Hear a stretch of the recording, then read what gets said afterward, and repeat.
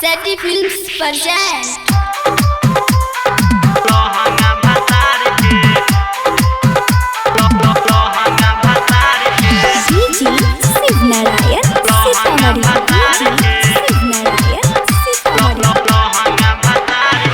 खूबे फैशन करा तारी दुनु टाइम झाड़ के खूबे फैशन करा तारी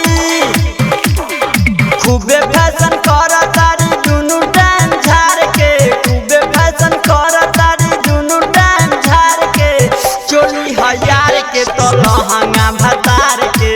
चोली हजार के तो लहंगा भतार के खूबे फैशन करा तारी दुनु टाइम झाड़ के खूबे फैशन करा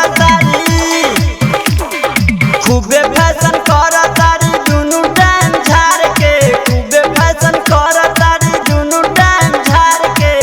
चोली हजार के तो लहंगा भतार के चोली हजार के तो लहंगा भतार के रिकॉर्डिंग बाय सेटी फिल्म्स सीतामढ़ी भतार के लहंगा भतार के डीजे शिवनारायण सीतामढ़ी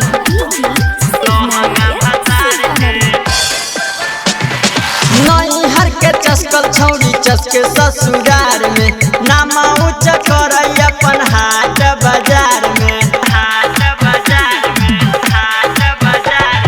नैहर के चस्कल छौड़ी चस्के ससुरार में नामा ऊंच कर अपन हाट बाजार में खूबे सेंट मारे छै ऊपर नीचे झाड़ के खूबे सेंट मारे छै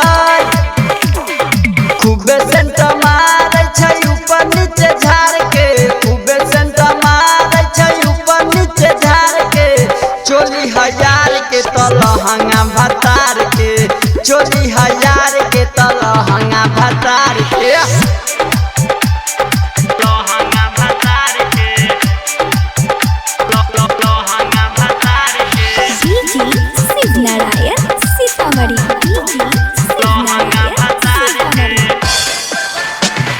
सेठी नारायण कहै कर कहानी भतरा से जादे काटै रबेरे चानी